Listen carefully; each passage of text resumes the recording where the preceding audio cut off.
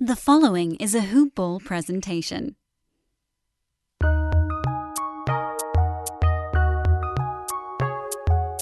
Welcome to the Fantasy NBA Today podcast.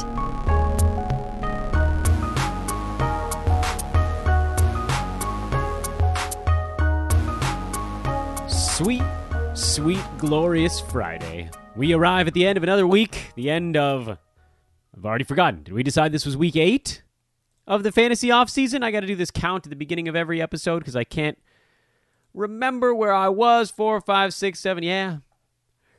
Episode 40. That's 40 little slash marks on my off-season prison wall here. 8 diagonal slashes. 32 vertical slashes. I don't know why I continue with this nonsense. Anyway, hello, hi, welcome to the show. This is Fantasy NBA Today, a hoop ball presentation. I am Dan Vespris, your host. And we've come to the end of another week. As mentioned, the finals are in full swing. We got our handicap yesterday relatively wrong, which, whatever, can't get them all right. Doing pretty well in the playoffs so far on the handicapping front, but not so much yesterday. Thought that the Bucks would keep that thing tighter, and they did not, because Phoenix shot the lights out. We will talk about the finals on today's podcast. We will also talk about the Utah Jazz. Wait, no. Who did I say? I think I said Denver. Doesn't really matter, I guess. I don't know. Let's see. We started with Portland. We looped through Minnesota. We came back down through Oklahoma. I guess if we're curling, then it should probably be Utah. And we finish with Denver, because that would sort of be the center of the curly queue. So we'll do the Jazz today. Again, not that it really matters. Their fantasy notes from this most recent season. What can we expect looking towards next year? And that'll roll us on into the weekend. So as I kind of flip a coin here, by the way, you can follow me on Twitter at Dan Vespris, DanBesbris. Continue to check out all of the amazing new stuff we've got going on over at Hoop Ball, the Fantasy NFL Today podcast with Anthony Germain, the All Rookie podcast, which I already saw the episode from Friday. That's William Harris breaking down the 3 players that actually withdrew from the NBA draft. And Punt Intended, Fantasy NBA Dynasty podcast. That one blowing up here. Rhett and Travis doing a wonderful job. Their Dynasty rankings for the episode from this most recent week. The brand new or refurbished Hoop Ball Heat podcast, where I'm having a good old time over here. Pod division just exploding at Hoop Ball this offseason. So hit me up at Dan Vespris, DanBesbris, if you'd like to be a part of our blossoming podcast division. Easy enough. Or email teamhoopball at hoop-ball.com. I want to talk about the finals first.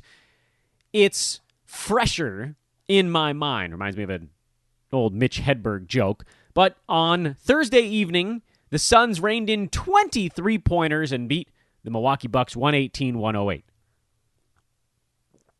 Covering the posted total of 5 when we talked about the show yesterday, or when we talked about the game yesterday, and clearing the posted total, the line, they cleared the line, I should say. The total was 220.5, moved up to 221, ended at 226, the actual final number, 226, going over the mark. The line for Sunday's game, because they're off tonight and Saturday, a couple days off between ball games here, which I reckon is only a good thing for Giannis, who, by the way, looked pretty damn healthy yesterday. That surprised me, as good as he looked, but we'll break that down in a minute. The line on Sunday is Milwaukee by 4, total of 222. The line moved a long way. That's effectively a 9-point shift off of Game 2's opening number of Phoenix by 5. And I get it. Playoff home court advantage is a really big deal. But generally, it's not 4.5 points in each direction. That's pretty high. I'm inclined to believe that at least some of this line shift has come from odds makers seeing how good Giannis looked in Game 2. And he looked great. Giannis had 42 points on 22 shots. He was brilliant. He changed up his offensive attack so that he wasn't just Euro-stepping towards the rim every single time. When he had a bigger man on it, he could Euro-step around him. When he had a smaller man, it was sort of one power dribble and then like an 8-foot hook shot. And he made a lot of those. That's point-blank stuff for him. And no one's stopping him that way. And yet, Milwaukee only put up 108 points in a game that Giannis, again, had 42 on 22 of their shots. Giannis shot 68% from the field. The rest of the team really couldn't bother themselves to clear the 40% threshold. But for Pat Connaughton, who had 14 points on 10 shots, and then PJ Tucker, who had 7 points on 5 shots. Everybody else was a pillar of inefficiency in that ballgame for Milwaukee. Is it something special that Phoenix was doing? Not really. Not really. Phoenix plays pretty good defense, but for the most part, guys were just missing looks.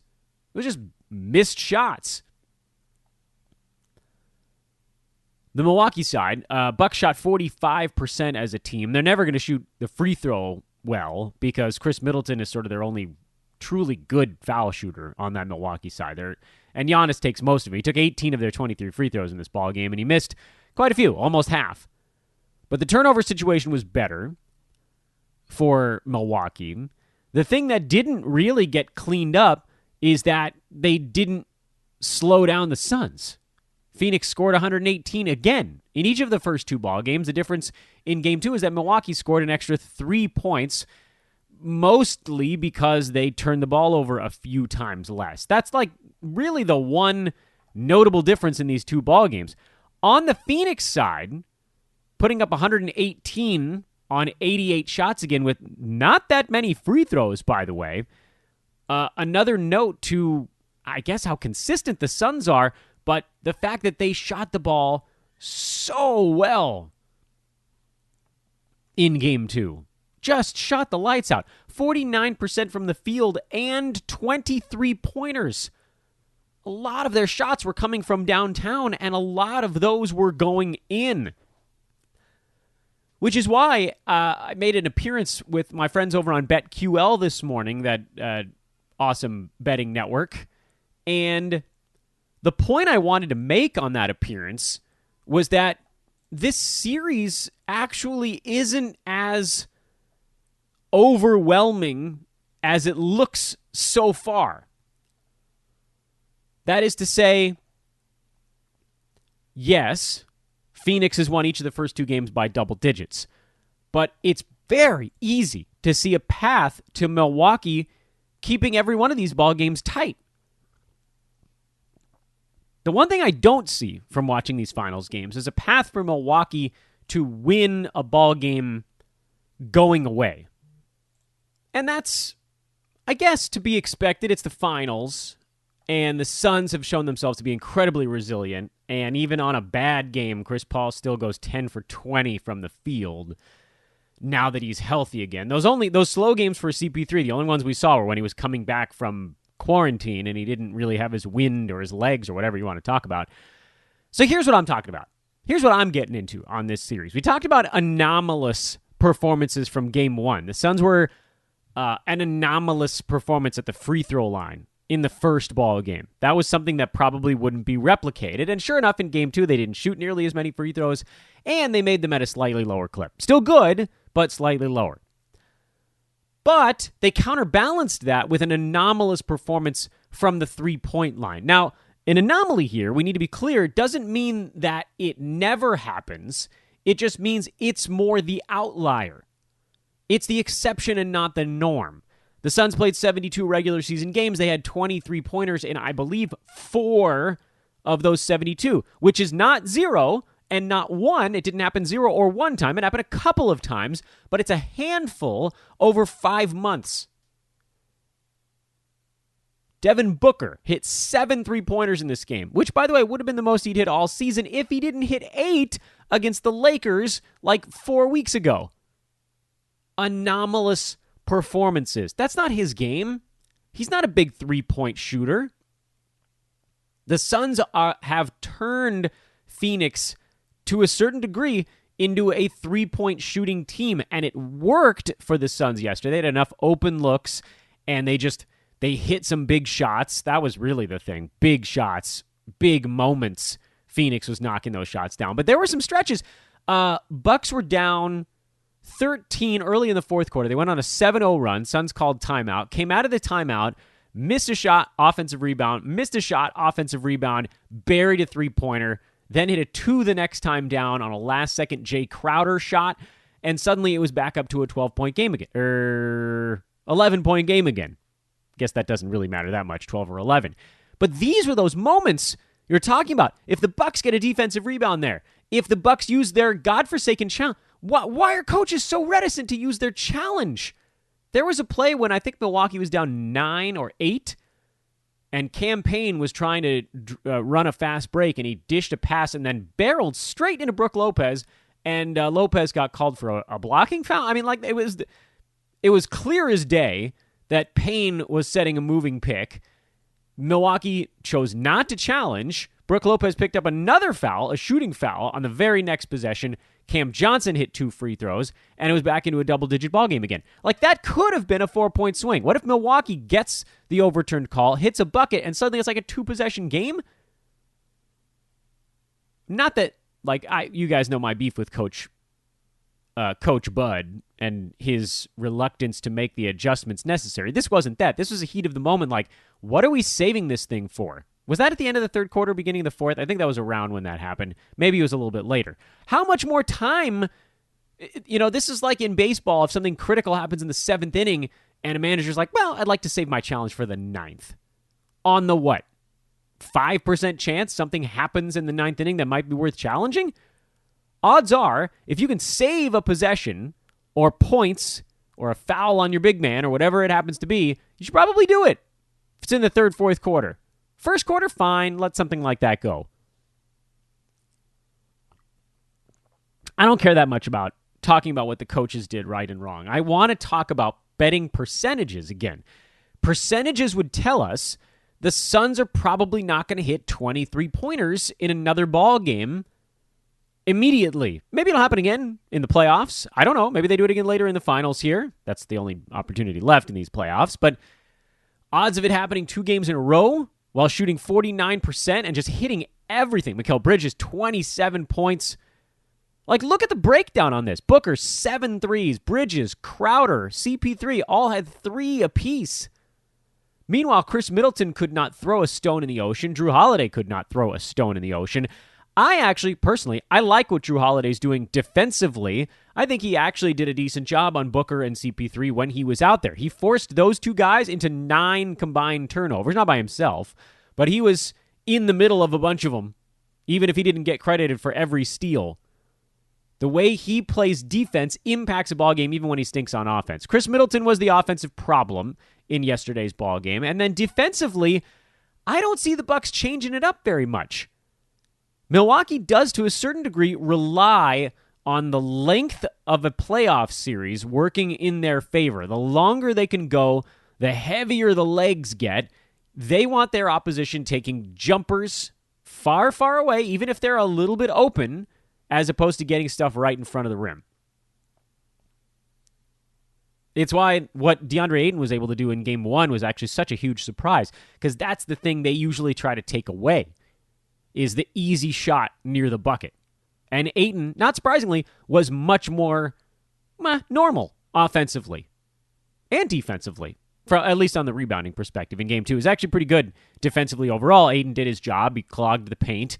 But I really liked what Giannis was doing, and hopefully he sticks with it. It was a subtle change to not try to get all the way to the rim every single time, but also not taking 16, 17-footers, not taking 3-pointers.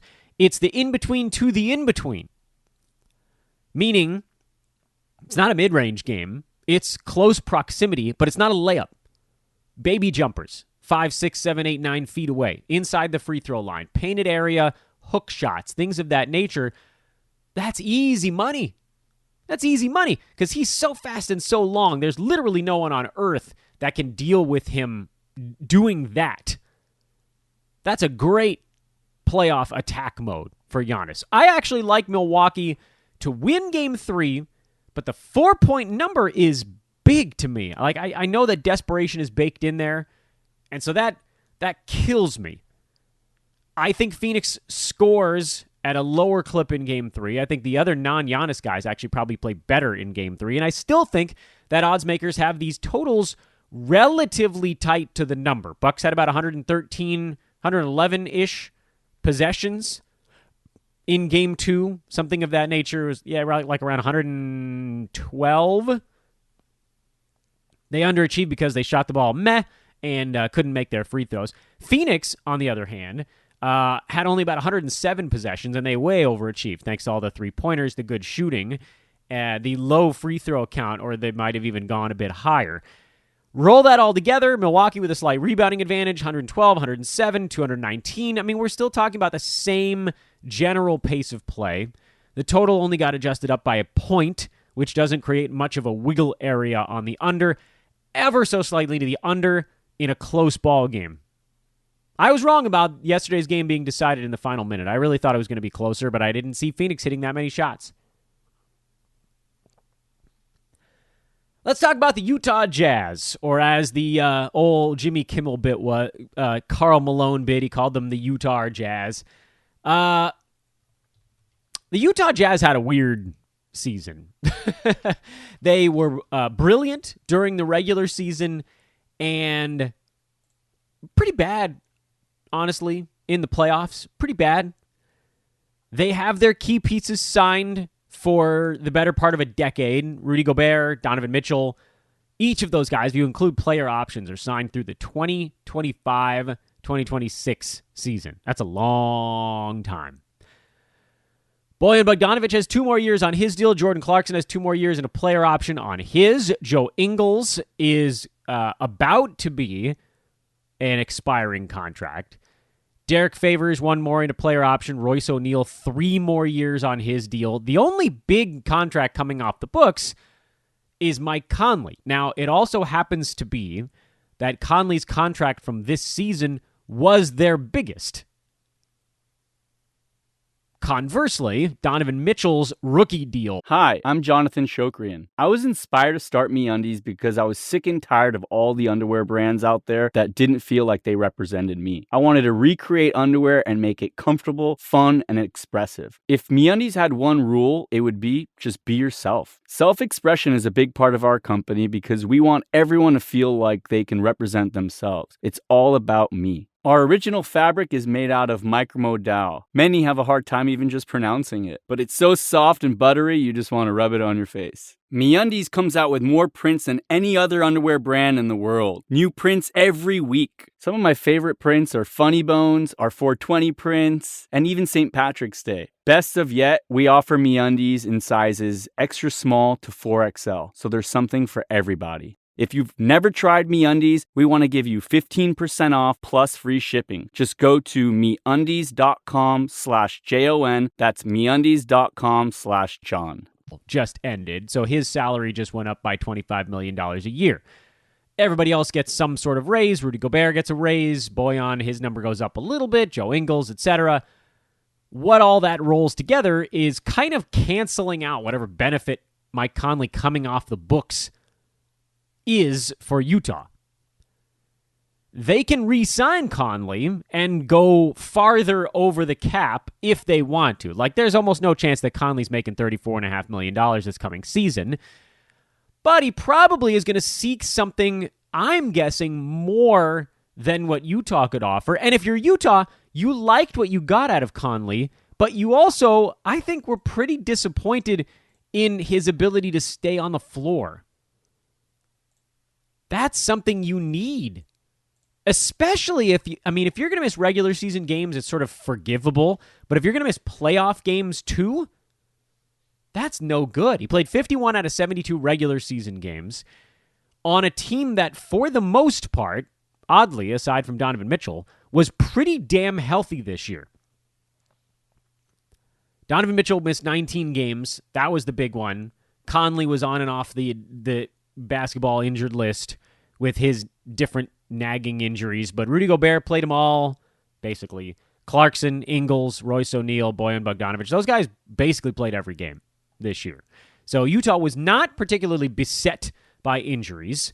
other than Donovan Mitchell. And when he was out, you saw bigger performances from guys like Conley, like Ingles, like Clarkson, that perhaps wouldn't have been so extreme had Mitchell played, 13, 14, 15 additional ball games.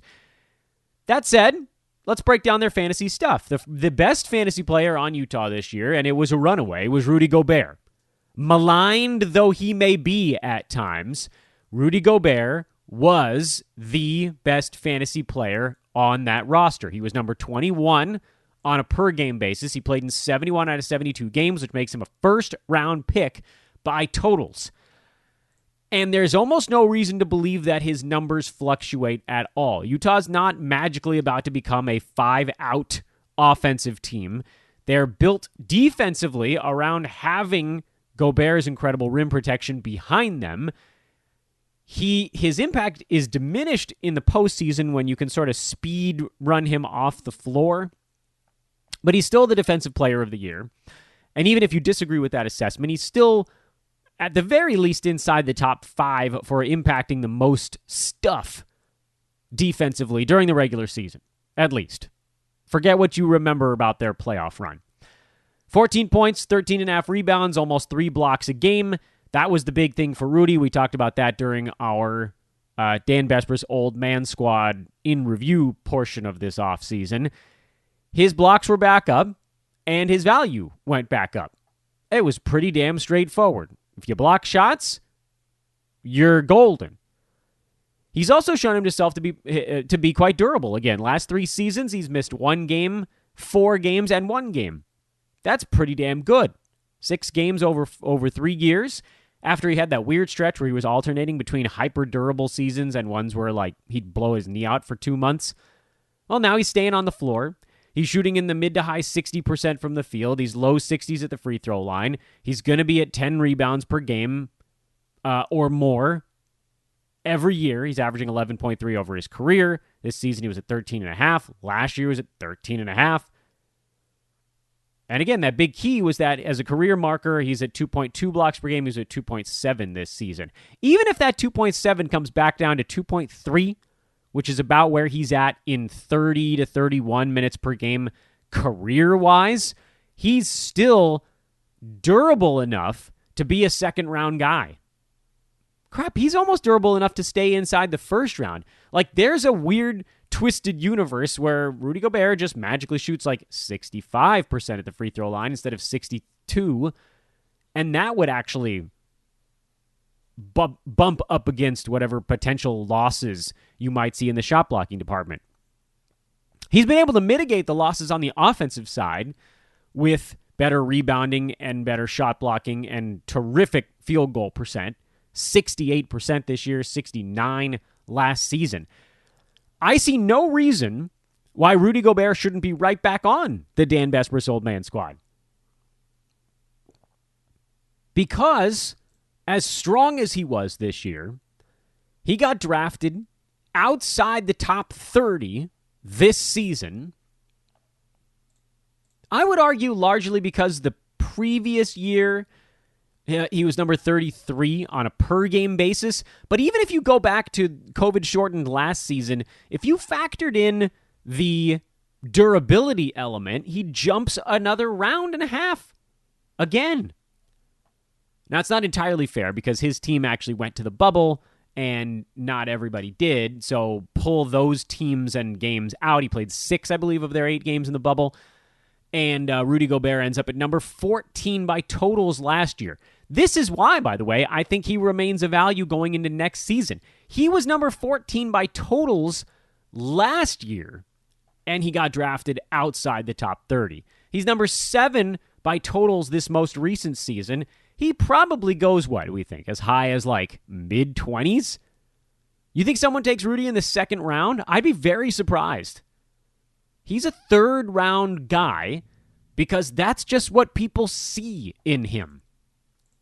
No one cares that he's perfected the art of staying on the basketball court these days. Nobody cares. It's pretty weird. Honestly, it's pretty damn weird. Second name on the list for the Jazz this season was Donovan Mitchell. He was number 49 in 53 games played. And I'd like to cut him a little bit of slack because, well, by the way, he actually went ahead of Gobert in a lot of drafts. The durability thing was supposed to work in his favor. Donovan, his career, played 79 out of 82 games his rookie year, 77 out of 82 his second season in the league. Last year, 69 out of 72. So he's generally missing about 3 games or so per season. And then all of a sudden this season he missed 19. There really wasn't a very clear way to see that one coming. Otherwise, Steph was pretty much what you'd expect out of him. Exactly 1 steal per game, which is kind of where he's been like since his offensive role went kaboom, and he couldn't. And Utah made sure that defensively they weren't gambling very much. Assists were at an all-time high for him. Rebounds are all where they always were. He this was exactly, you got what you drafted.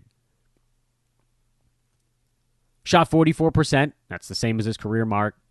85% foul shooting was actually better than his career mark. So someone might look at this Donovan Mitchell top 50 finish and say, what happened? What happened is exactly what always happens. If you're drafting Donovan Mitchell, you are drafting him understanding that the only way he hits his ADP is if he plays 90% of his games. It's the only way. There's nowhere else for him to go other than dramatically boosting his field goal percent, and it's been the same every damn year of his career, with the exception of the bubble postseason, where he was particularly good from the field in 7 ball games. But that's a limited sample size. If you look at full seasons, 44, 43, 45, 44. What do you think you're getting next year? 45 at best? And his number of three-pointers isn't going down, friends. It's been going up.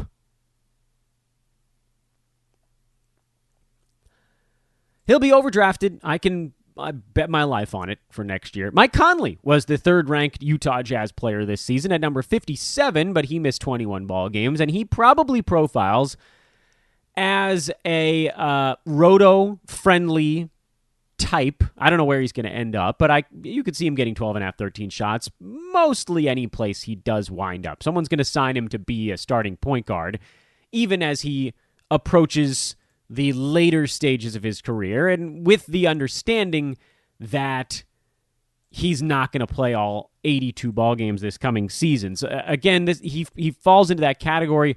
We talked about it a little bit with like a Shai Gilgeous-Alexander or a Kemba Walker on yesterday's show. These guys we knew weren't going to play. They're not going to play the whole season this coming year, especially not Kemba, but maybe you get a guy who outperforms on a per-game basis, and you just take what you can get. With Kemba, he probably gets shut down, and then that frees up that roster spot. With Conley, it's just going to be like, oh, he's going to take a game off every week, basically, the whole season long. Because when he was out there this year, he was actually pretty good. 16 points, 3.5 boards, 6 assists, low turnovers, high steals, good three-pointers, good foul shooting. He was a very cheap equivalent to Donovan Mitchell with less scoring. The difference between those two guys was basically 10 points per game, and then Conley was actually better at collecting steals during the ball game. And then the rest of the news here on the Jazz is actually, we can kind of clump together into one big, slightly suboptimal group. Jordan Clarkson, 107, played in 68 ball games, so he was inside the top 100 by totals. Actually was a quality guy to have in head-to-head leagues and a little bit less so in roto. Got off to a super hot start, and then the shooting leveled off, and he finished at 42.5%, which is kind of where we always expected he would end up. He'll have his gunner role on this team. It's not going anywhere. And with Mike Conley, if he ends up somewhere else, I don't know that necessarily dramatically expands what Clarkson was doing, because dude was already taking 16 shots a game in 27 minutes off the bench. He was not bashful. I mean, the understatement of the year. He doesn't get many steals. He doesn't pass. You get what you get. Jordan Clarkson's a top 100 range type of guy, and he's probably not fluctuating off of that. Makes a lot of sense as a guy to draft near 100 in head-to-head leagues, assuming he plays most of the season and you can just sort of plug him in there and get what you get. I'm less inclined to take him near 100 in Roto because there's no real upside. Unless you believe in your heart of hearts that Jordan Clarkson's field goal percent is going to change. But he's been in the league long enough now where I think we know it's probably not gonna. And if you're like, Dan, 44% career guy, he was at 42.5 this year, I'd say, yeah, he also took 9 3-pointers a game this year and shot 35% from out that way. That's why his field goal percent is lower. It's not that the other stuff has changed all that much. It's that last year he took 6 3-pointers a game out of 13 shots, and this year it was 9 out of 16 shots. He added 3 shots a game, and they were all 3-pointers. The math slaps you right in the mug. Jordan Clarkson, go ahead and replicate what you got. I would consider targeting you in head-to-head. The guy that I like a little bit more for next year is Joe Ingles, and that's only if Mike Conley is not there, because when Conley's not on the floor or when Donovan Mitchell wasn't on the floor, that was when Ingles was able to thrive a little bit more as a distributor. Because as the third distributor on this team, behind Conley and behind Mitchell, there just really isn't enough there for him.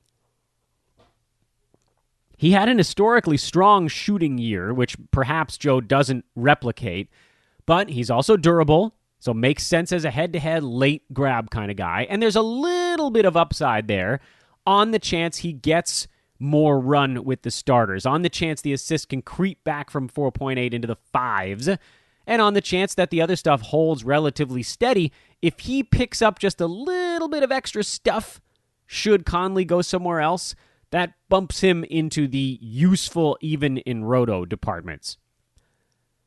And then the other guys on this Jazz team, Royce O'Neal and Boyan Bogdanovic, I think the only two that are actually worth mentioning. Royce O'Neal is a zero upside, deep league kind of guy who excels because of his low turnovers and rebounding out of a generally shooting guard eligible player in a lot of spots. No upside there at all. No reason to do it. And then Boyan Bogdanovic, there actually is a little bit of upside. He shot the ball terribly this year. He might be better next season. If he falls outside the top 100, I would consider taking a flyer on him in either format and just see what happens. Because there were stretches this year where he was outside the top 250, and then there were stretches where he was like a top 60 guy for a couple of weeks when the shots were dropping and he was scoring 24, 25 points a night. He's another guy that would benefit from added usage. If Conley's 13 shots disappear and have to be redistributed to the rest of these dudes. To recap, the Utah Jazz. Rudy Gobert will probably be underdrafted again. Donovan Mitchell will almost definitely be overdrafted again. Mike Conley is someone I would only look at in Roto, and only if he lands on the proper team, because he's not going to be healthy. Jordan Clarkson is someone I would basically only look at in head-to-head, because of the durability is a good thing, but the upside is minimal. Joe Ingles is someone I would consider in all formats if Conley goes elsewhere.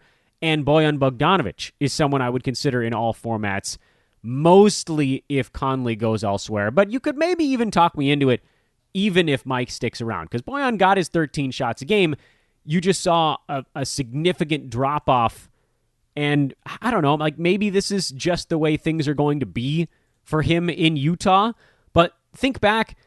Look, this is a 46% career shooter who struggled with a wrist injury in Utah last year and then struggled getting in shape this year. But he had just shot 50% and 47.5% in Indiana the 2 previous seasons. His number of three-pointers also increased relative to his total number of shots, so that is 100% a possibility of things to blame again. And maybe this 18-point guy from this year that does almost nothing else, and the percentages, 17-point guy where the percentages are good in free throw and not great at all in field goal. Maybe that's just who he is now.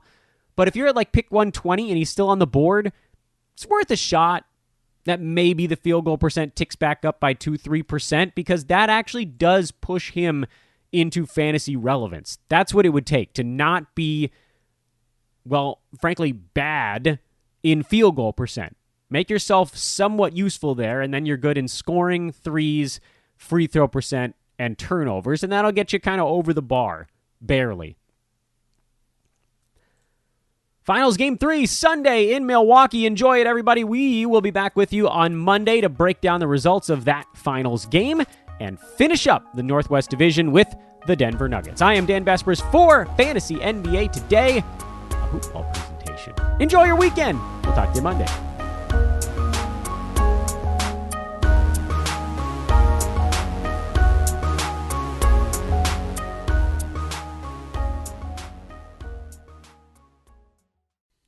This has been a Hoop Ball presentation.